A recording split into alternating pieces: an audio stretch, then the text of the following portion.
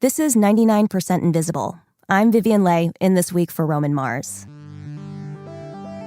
I was raised in a Vietnamese household, which means I was practically born with a karaoke mic in my hand. Birthdays, family reunions, funerals, Sunday mornings after the Raiders lost, all good reasons to whip out the karaoke machine. And one of the things that I remember most vividly during these formative mid-90s moments was watching the videos that played during the karaoke tracks my parents were singing along to. They were mostly stock footage synchronized to the music.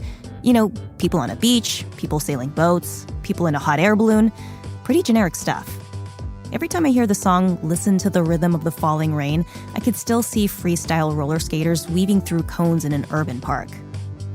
These videos were like watching the equivalent of hotel art. Something to look at, not necessarily something to think about. In other words, they were nothing like the karaoke videos that Brian Raftery was watching when he was in his 20s. I definitely remember nights and times when I was singing when everyone would just kind of turn their head toward the video because they were so strange and they're so ambitious and they're so weird. And some of them look really great. Brian is a culture writer and author of the book Don't Stop Believin', How Karaoke Conquered the World and Changed My Life. Brian's entry point to karaoke came in the late 1990s. He and his friends were living in New York City when they discovered a little dive called Village Karaoke. It was during these late-night excursions that he realized the karaoke videos playing at Village were on a whole other level. Like the Benny and the Jets video, you could interpret that song 85 million ways. But the video we remembered, for some reason, was like a mom luring a bunch of kids slowly to a plate full of cookies. And I'm like, what the hell does this have to do with Benny and the Jets? Like, no Benny, no Jets. It wasn't like these videos were unrelated stock footage just thrown over music. These were all originally produced short films, equipped with their own storylines, characters, and tangential interpretations of the song's lyrics. And there were literally thousands of videos like this. There's a very strange video that we used to talk about all the time for Paul McCartney's Ebony and Ivory, which was really, I don't know if it's problematic or not, but it was like there's a black man walking a white dog and then a white man walking a black dog, and then they become friends. It is trying to be true to the spirit of this, Paul McCartney, Stevie Wonder duet, but it makes no sense that it's a dog park. Some of these karaoke videos were clearly bananas, but they were not lacking in ambition. Actors were hired, locations were scouted, lighting was designed, and a lot of them were shot on actual film stock. Brian wanted to know who had made these and why go through all the effort. I was just kind of like, this is weird that this is a video that we're just here as a goof and someone put a lot of time and effort to make this video for this Hall & Oates song that we're all drunkenly singing in a tiny room. As it turns out, these weirdo karaoke videos were kind of their own micro-movement of filmmaking. It only lasted a handful of years and is only remembered by a handful of people, but it gave a generation of aspiring filmmakers something that barely exists anymore. A paying gig where they could just mess around and figure out how to make stuff. It's about as close to an outside of Hollywood project as you can get. Some videos were good, some were bad, and several were so bad that they were awesome. And I had to know more about where they came from. The story of these videos actually originated about a decade before Brian discovered them at Village Karaoke. Back in the 1980s, the world of consumer electronics was exploding. Personal computers, the Walkman, camcorders, fax machines, the Game Boy. It was like a shiny new toy was coming out on a monthly basis. And Neil Altnew wanted in. I basically was a sales and marketing exec, and I introduced a lot of products to the United States. One day in 1988, Neil was flipping through the New York Times, and he saw a job ad that intrigued him. And they were looking for somebody, for some sort of a startup in the East Coast. The company that put out that ad was Pioneer, the Japanese electronics corporation. They were looking for someone to head up a brand new division, specifically in America. Neil applied, and when he got an interview, his wife drove down with him to the Pioneer offices in Manhattan. Well, maybe 2 hours passed. I came down and I said, this is a really interesting product. And she said, what is it? And I said, it's this thing called karaoke. She said, what is karaoke? What is that? Karaoke had been around for over a decade at this point. But back in the 1980s, it was still pretty unknown in the West. It was huge in Asia, though, particularly in Japan, where Pioneer was headquartered. The word karaoke itself is Japanese, meaning empty orchestra. If you go to Japan, every little bar, there was 800,000 bars in Japan, believe it or not. But every bar had to have karaoke in it. And actually, a big reason why karaoke was already so popular in Japan was because of Pioneer's karaoke technology.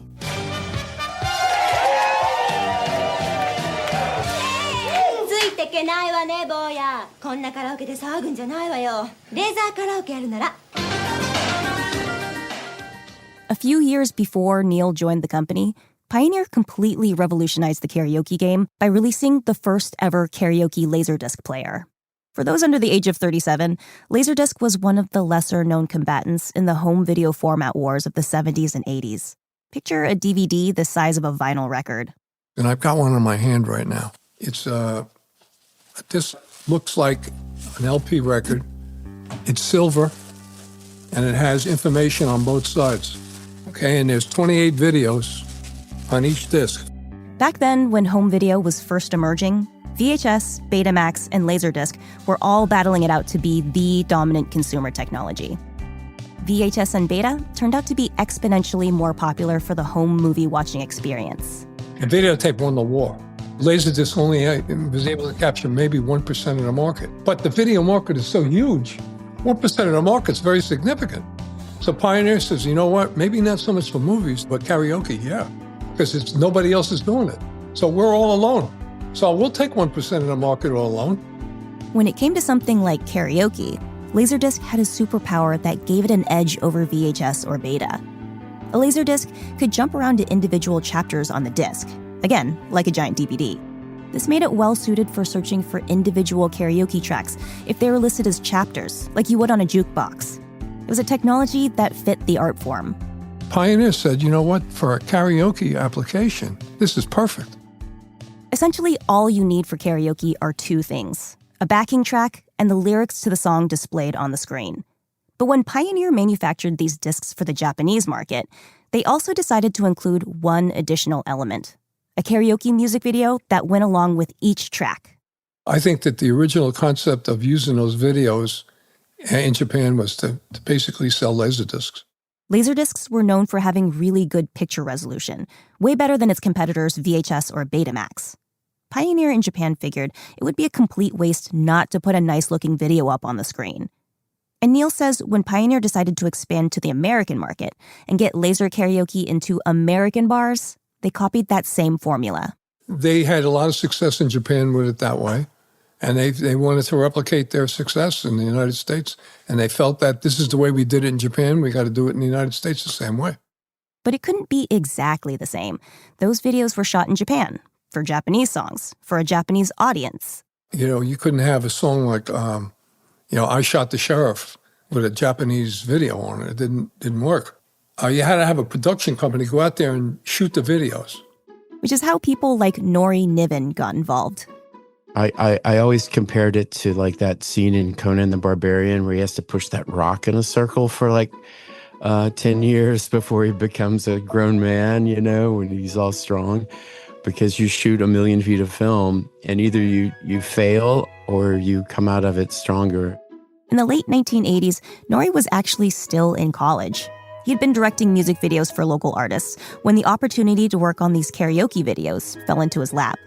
Somehow I wound up on a panel for music videos at Panavision in Dallas, and I'm like 20 years old. And one of the guys on the panel said, "Hey, I've got these karaoke videos. You want to come shoot some of them?" And I would shoot anything. I mean, I love shooting film, and the idea of shooting music videos sounded really fun. And of course I said yes.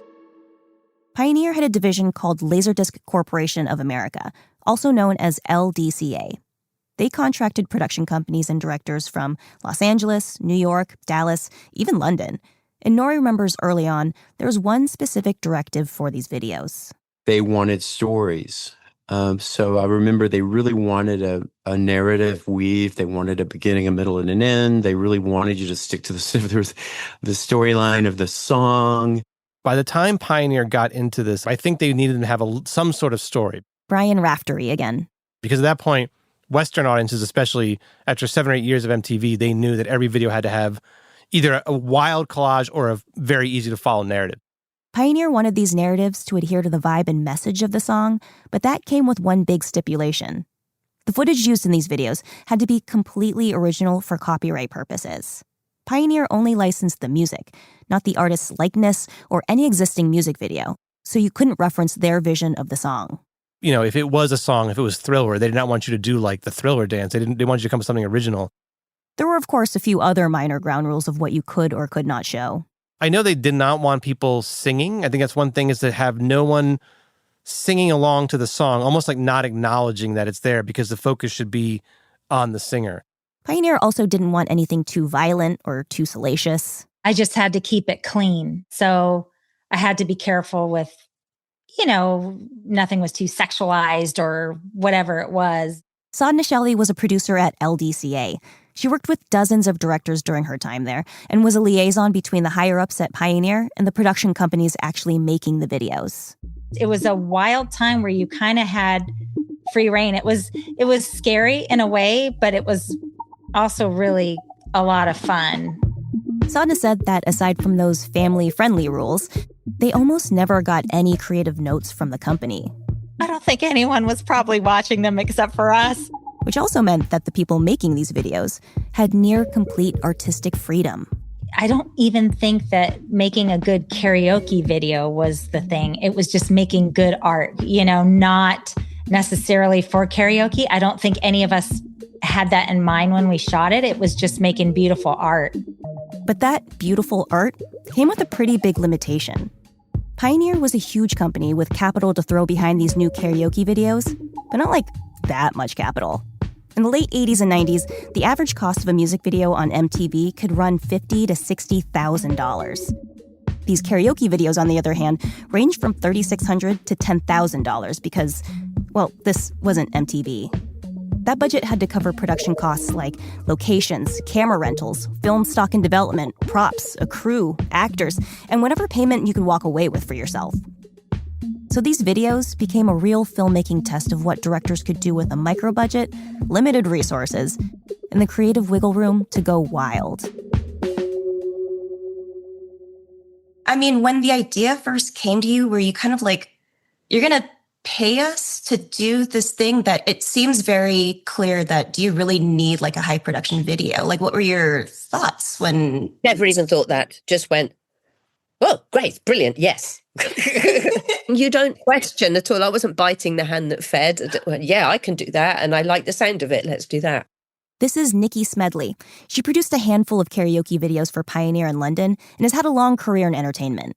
I started out as a dancer and an actress. I ran a cabaret club. I went on to be a Teletubby, and now I do one-woman show for grown-ups, and that's me.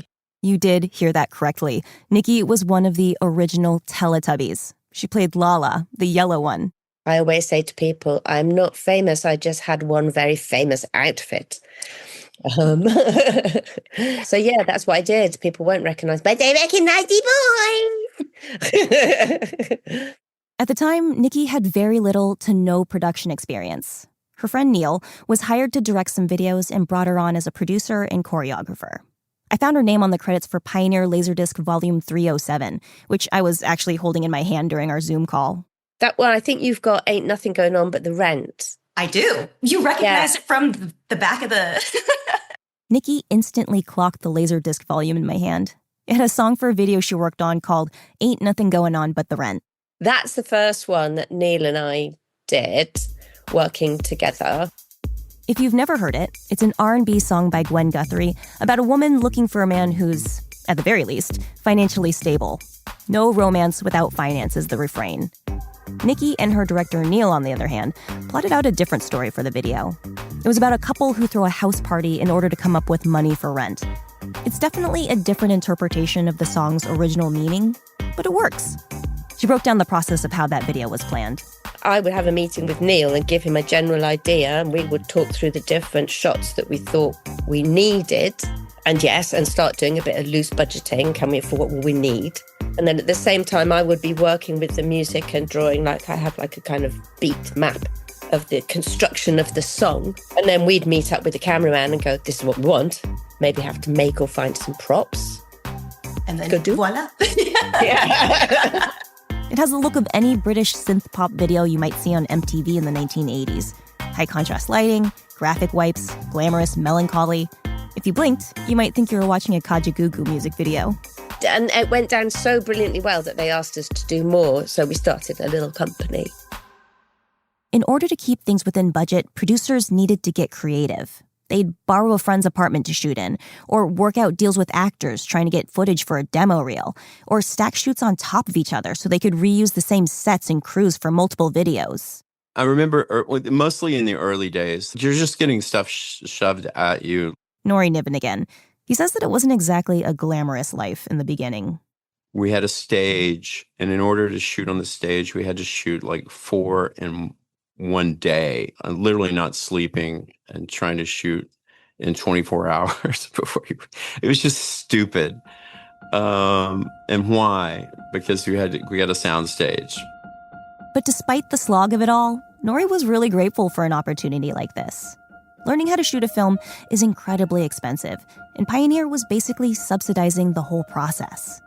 Nori directed a ton of videos for Pioneer, and he was always experimenting with technique.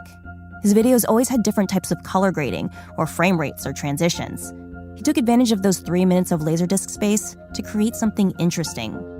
We shot on black and white, on reversal film stocks. We would load the film backwards. We baked the film. We pushed exposures. We did everything you could imagine experimental-wise just to push it, just to see what we could do to try to create different looks and different styles, and it really pushed the science of film just to go for it. After the break, the rise and inevitable fall of the karaoke video golden age. Stay with us.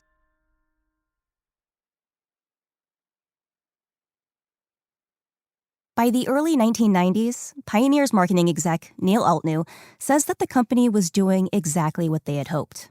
They were selling a ton of these karaoke laserdiscs, and they were making a lot of money. Let me tell you, when I started back in 1988, we had 0 volume coming in. 2 years later, we were in the millions.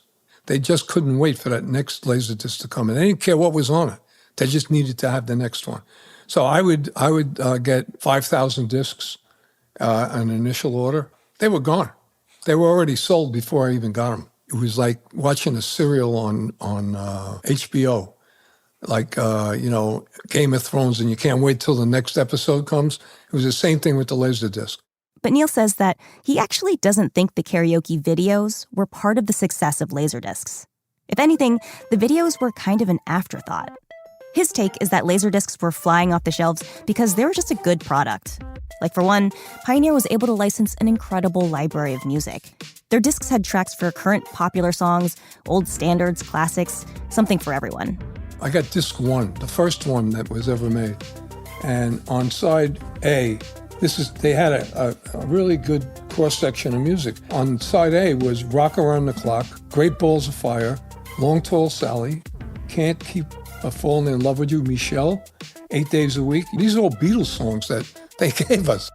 Also, Neil and his division at Pioneer were doing exactly what they were supposed to, marketing this product out in the field. He says that they were going out into the trenches to convince bars around New York City to adopt their karaoke system. And we said to them, look, we got this thing. The customers will be entertaining customers. So they'll be buying drinks, they'll be doing everything. It'll be good for your good business. And what we're going to do is we'll give you the equipment, we'll give you the software, we'll teach you how to use it. The only thing we ask is if you're successful, we're allowed to bring other people in to show the success that we're having with the karaoke. Word spread, karaoke spread. And it got to the point where karaoke was being done 7 nights a week in Manhattan. Karaoke was so popular, it was essentially keeping Laserdisc technology afloat in the 90s. It was also generating a ton of work for the production companies. Pioneer printed at least 80 Laserdisc volumes in the original English language series alone, each one with 28 tracks disc. This meant that literally thousands of original karaoke videos needed to be produced alongside those tracks. It had reached a peak and there was a lot of money and there was a lot of stuff going into the production. Nori and I flew to Paris for one of them. I mean, it's crazy, for a karaoke video, but it was beautiful. Culture writer Brian Raftery refuses to call himself a karaoke expert, but he does have a shed crammed full of these discs at his house and has logged an ungodly amount of hours watching these videos. Oh my God. It's probably one of those things where if I got to heaven or an afterlife and they gave you like a rundown of what you did, I think that would be like the one regret where I'm like, I spent how many hours? I mean, I guess it's in the hundreds of hours range. And it was during these hundreds of hours that he started noticing some bizarre subgenres across the pioneer karaoke oeuvre. There were, of course, the things you might expect from your 80s music video, women dancing in fluorescent unitards and brooding men on motorcycles, but Brian also picked up on the fact that a lot of these videos were definitely filmed at the tail end of the Reagan administration. There's so many 80s yuppie karaoke videos where it's like a guy in a convertible and he's driving to like the bluff to go to his house on Malibu and he's got blondes in his car. It's just like this weird 80s idea of excess and success. I call them serial killers. Nori Niven again. I thought that all the love songs, the male actors they hired looked like they wanted to kill everyone. And when they looked like they were in love, it just looked like they wanted to kill everyone. There was also the genre of videos that Brian describes as the first 3 minutes of a porno. Nothing explicit, just the exposition. The whole era of like these couples that were kind of either together or wandering around the city. They're either like grand, sweeping pastoral nature scenes where they're both on horses together on the beach, or they're like walking through and like wearing incredibly boxy suits, both the man and the woman, like very, very boxy late 80s power suits. And they're not pornographic or skin flicky, but they're definitely like, this is the beginning of their romantic night. Looking back now, I've never thought about this, but like people talk about boomers a lot now. If you want to know about like the boomer life in the 80s, like I think these karaoke videos, it's like a lot of middle-aged guys in convertibles, a lot of couples wearing boxy suits, walking around forever. It's an interesting look at what boomers did before they found Facebook, I guess. It's like they loved, they lived, they rode horseback, they, had satin sheets. They had very big lives. And this is why they're so angry now. I get it. In Brian's opinion, the very best karaoke videos were the ones that were absolutely uncategorizable. The ones with storylines that were so nuts or so irrelevant to the song itself that you couldn't help but turn your head towards the screen. There was some stupid things that were done. Neil Altnew clearly does not share this opinion. Despite Pioneer not really intervening much on creative, Neil says that of course these videos had to at least be reviewed. And for the most part, he wasn't super impressed. I got to be honest with you. These production companies, they made these videos and they really didn't look at the music that well because a lot of these videos really didn't fit the music. One video for the Cheers theme song, which is a television show about a group of regulars at a bar, had a storyline where a man gets thrown into a jail cell full of scary-looking inmates. But instead of getting the crap kicked out of him, everyone breaks into spontaneous dance. It was one where they had the two Barbie dolls they were showing.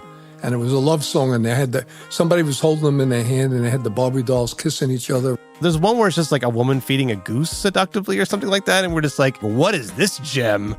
In one surreal video for the song Israelites by Desmond Decker, a man in shirtless overalls uses a pickaxe to turn a lump of salt into bread, while small children attempt to hoist him into the air with a play parachute, which is so David Lynchian I half expected Laura Dern to show up. The conversation between the song and the video, I guess you could say, were not always in the same room, tune, or key, but they didn't always make sense of the songs they were going along with, but they were amazing to watch. While several of these music videos were insane or cheesy or just aged poorly, like don't get me started on the video for David Bowie's China Girl, a lot were actually made well. Many were shot on film stock, well lit, and you could tell that the people who made them took this as an opportunity to practice a craft. And because Pioneer hired production companies from all over the country, lots of different types of people had the opportunity to try this work on for size. There were camera people, production designers, grips, makeup artists, actors. And some of them eventually went on to do big things in entertainment. I think one of the Dixie Chicks wound up in a video, apparently. Dylan McDermott may have been in one, if I remember correctly. Not Dermot. Was it Dermot Mulroney or Dylan McDermott? Oh, my God. I mean, Dermot Mulroney may have, too. I mean, Bill Paxton and Bill Pullman may have done these. I don't know. One producer on a ton of karaoke videos named Paris Barkley was eventually elected as president of the Directors Guild of America. And Nori Niven, who you've been hearing from, has been a successful commercial director for around 30 years now. Brian Raftery also spotted a pretty prominent name listed on the credits on a couple of these videos. Jay Roach, who directed Austin Powers and many other big movies, his name is on one or two of these things, maybe more than that. I directed 2 videos. One was based on the Barbra Streisand song, I Am a Woman in Love, and the other one was based on My Funny Valentine. This is Jay Roach. As Brian mentioned, he directed the Austin Powers films, also The Roses, as well as Meet the Parents. It's kind of funny because he would actually go from directing a Barbra Streisand karaoke video to later directing Barbra Streisand herself. You know, I worked with her on Meet the Fockers later, and if I had remembered, I would have embarrassed myself and told her that I did that video. He was still a grad student at the time when he was given the chance to make a couple of these videos. And apparently, these karaoke videos are some of the very first short films he ever directed. I'm sure those were my first paid gigs directing anything, for sure. So it might have been kind of steps across that threshold, because I really never considered myself a director until I just started doing it. He says that he had always seen himself as more of a cinematographer, the technical person who hid behind the camera. But because the stakes and the budget of these music videos were so low, he was kind of forced to give directing actors a try.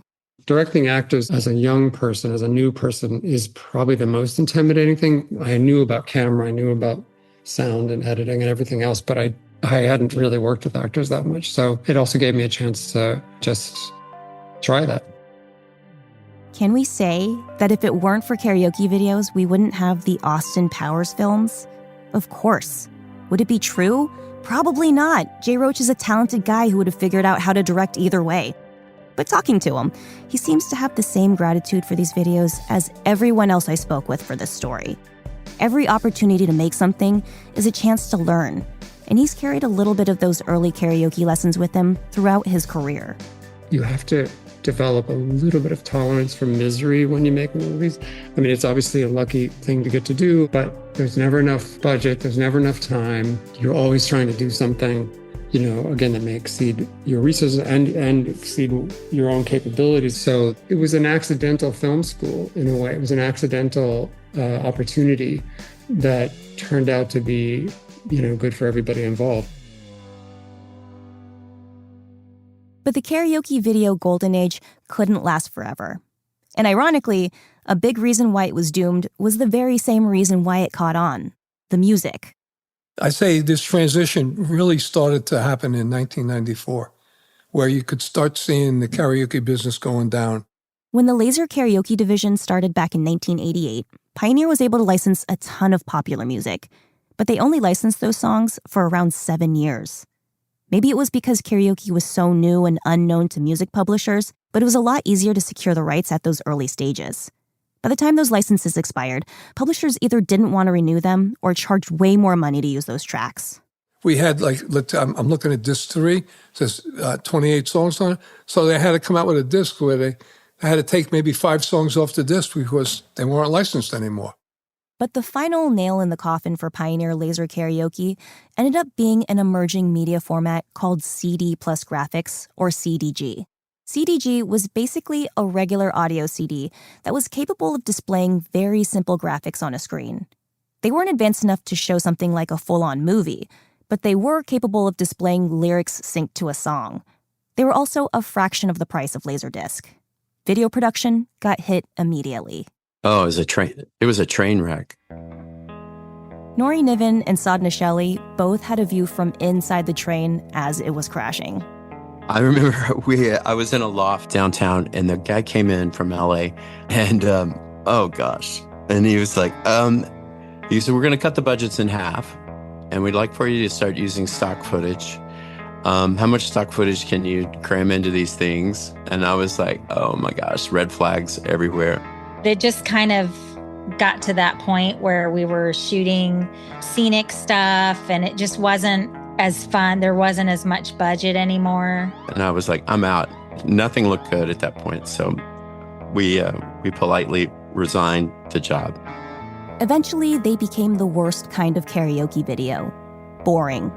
just stock footage of people walking in a park, by the ocean, on the street. The kinds of videos that I remember watching as a kid. Pioneer released their last English-language karaoke Laserdisc in 1999 and announced the end of all Laserdisc products in 2009. Flame went out. But it was a fun ride. It really was a fun ride. Neil Altnew stayed with the company until 2008, and he thinks that had Pioneer come out with their karaoke products on CDG format from the beginning, karaoke would have probably been just as popular. When I was singing, or when most people sing, they don't even look at the videos. They're looking at the words because they want to get the right words, because nobody cared about the videos. That could be true. And had Pioneer not commissioned their karaoke videos, they would have saved millions of dollars. But in making these Laserdiscs, they provided a lot of people with something that seems increasingly rare these days: the opportunity to make something cool. I think if they were inventing karaoke in these days, they'd never even think to put a video there, because that wouldn't be the motivation. The motivation would be how to do it the most profitably rather than creating something more interesting. Nikki Smedley again. She was the producer that worked on these videos in London. And, in case you forgot, was also a f***ing Teletubby. Nikki still works in the arts. She practically has her whole life. And she says that it was a blessing to receive even a little bit of money to support herself when she was younger. When you asked me about whether or not I questioned it, I just went, no. No, that's great. It's a creative thing. It's working with my pals. It's doing what I love. It's making things out of nothing to music. Tick.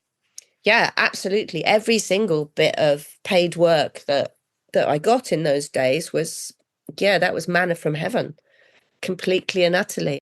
Actually, I have got a question. So, which is, why are you interested, I suppose? I got asked this question a lot as I was sending emails to the legends of karaoke past. And yes, the idea of talking about weird-ass karaoke music videos was the initial draw. But really, I think it's probably because I wish I could have been there. I originally moved to Los Angeles to work in production, and had Pioneer still been commissioning these videos, I 1000% would have done this. Making even the worst short films is so hard and so expensive and so exhausting, and I loved it so much. I'm kind of in awe that at one point, a whole artistic industry existed where people got paid and people got to take chances, and it was all because an electronics company wanted to sell some laser discs. Well, as you know very well, it was a relatively short period of time that they were prepared to pay out for these videos to happen, and just a little breaking wave we managed to surf. Karaoke, as a form of entertainment, of course, made it out of this period just fine. It's been surfing the wave of technology from the very first machine, to 8-tracks, to Laserdisc, to CDG, to being available on every single phone because of YouTube. Singing at the top of our lungs in a dark room with our best friends is a pastime that will never go out of style. But for a very brief, spectacular moment, karaoke also created an opportunity for a lot of people to explore something they loved and make something that they cared about, even if no one was watching.